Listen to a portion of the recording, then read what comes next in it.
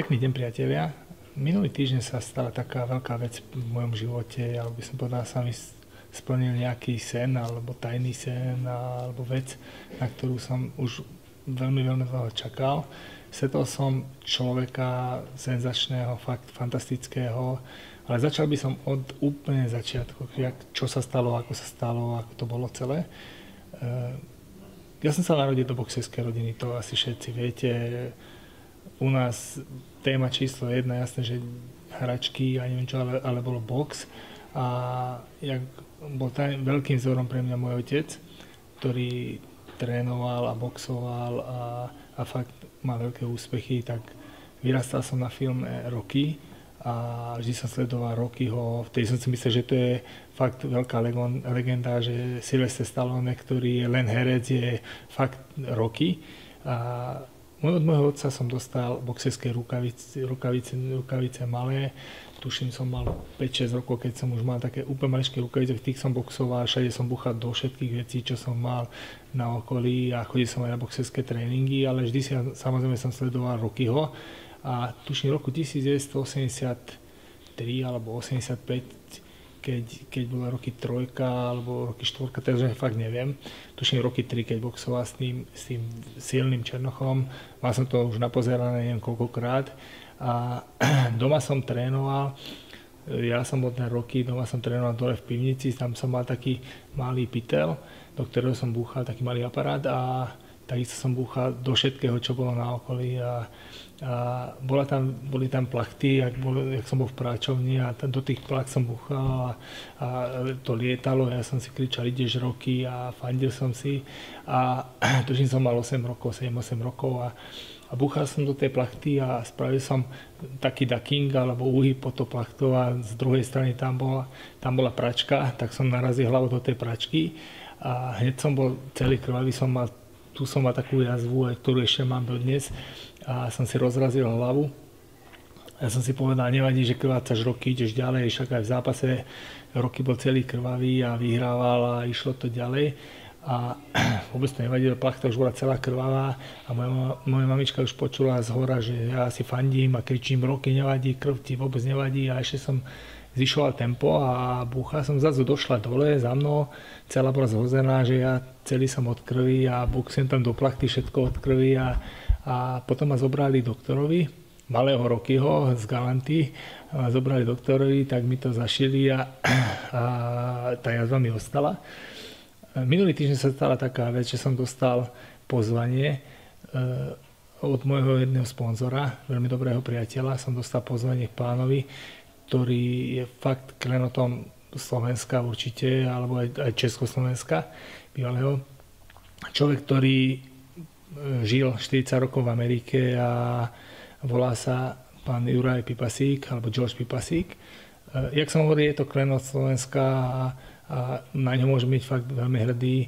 Je to človek, ktorého pozná celý Hollywood a všetci veľkí herci a pri ňom na jeho strojoch, posilovacích strojoch trénoval Rocky alebo Sylvester Stallone a Dolph Lundgren a ostatní veľkí herci a pripravil ich ako osobný tréner na ich veľké zápasy, boxerské zápasy na Rocky 4 s Dolphom Lundgrenom, na ostatné veľké filmy. Bol pri ňom, keď sa natáčal Rambo 1, 2, 3 a fakt mu robil osobného trénera.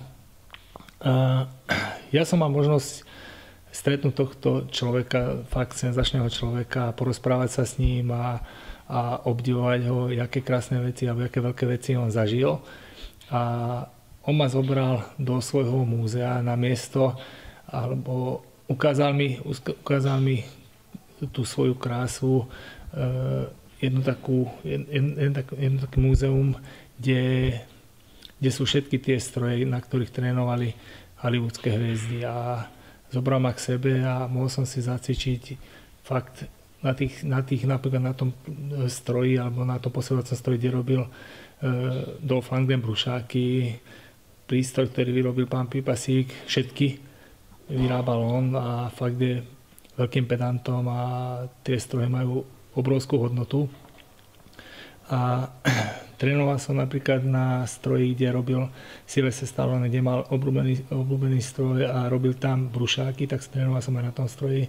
Fakt som si to užíval a možno som troška širší, ale ja som normálne pohľadkal, alebo som sa snažil nejako prežívať s tými strojmi a splnil sa mi taký detský sen, že mohol som sa dotknúť tých ľudí, alebo respektíve niečo z nich a mohol som si zacvičiť na týchto krásnych strojoch. Fakt, bol to pre mňa taký zážitok, že už keď sme boli tam pri ňom, snažil som sa aj predýchovať všetky tieto veci, fakt pre mňa veľmi silné. A keď som došiel domov večer, som to povedal svojej manželke, tak rýchlo si som to povedal, že aké veci a aké mi ten Nujo porozprával a jaké to musí byť super pre ňoho.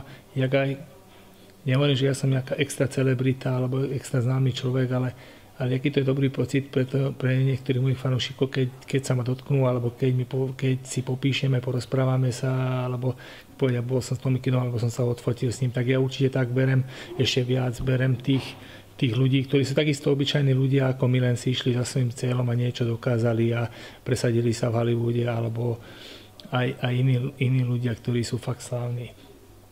Toto som všetko porozprával Dominike, mal som z toho dobrý pocit a keď som večer zalohol do postele, tak to zasa prišlo nejako a ja som fakt nevedel zaspať a vkus som na to myslel, že aká veľká vec som stále, aké to bolo dobré, ja som to znovu a znovu prežíval a musel som si dať MP3, musel som si dať také meditačné, čo mám také obľúbené pesničky, aby som sa vedel ukludniť nejako, aby som vedel zaspať a ja by som ďakoval ešte raz môjmu sponzorovi, že ma zobral na také krásne miesto.